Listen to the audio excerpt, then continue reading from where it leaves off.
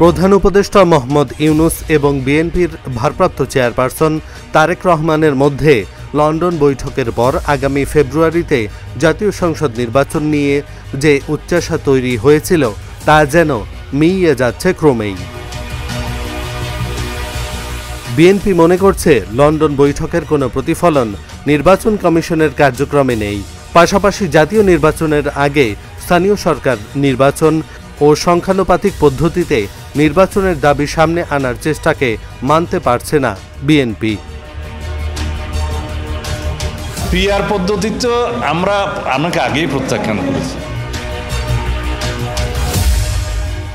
PR পদ্ধতি ছাড়া নির্বাচন বাংলার মানুষ গ্রহণ করবে না। শনিবার ঢাকায় ইসলামী আন্দোলনের মহাসমাবেশে পিআর পদ্ধতিতে জাতীয় সংসদ নির্বাচনের দাবি জানায় দলটি।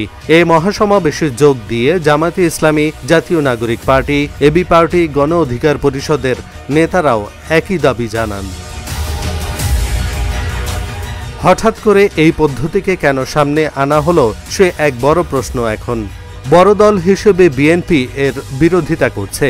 এর একটি কারণ হলো আনুপাতিক হারে নির্বাচনের ক্ষেত্রে কোনো সংসদীয় এলাকার ভোটাররা জানবেন না যে কে তাদের এমপি হবেন।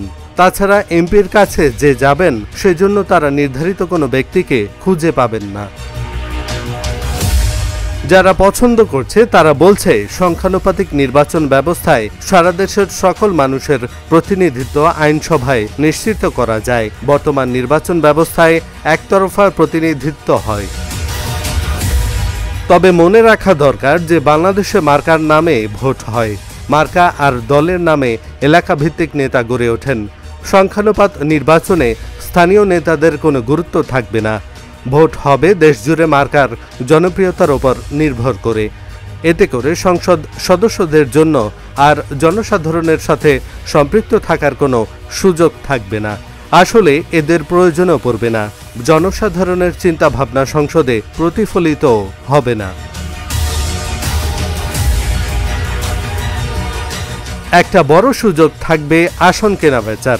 যে কোনো দল যেহেতু আগে থেকেই আসন নিশ্চিত হয়ে যাবে, কে সরকারে যাচ্ছে সেটা পরিষ্কার হয়ে যাবে, তখন এই নিশ্চিত আসনগুলো তারা উচ্চ মূল্যে বিক্রি করতে পারবে। নীতি আদর্শের কোনো ব্যাপার থাকবে না। এহসানুল হক, ঢাকা জার্নাল।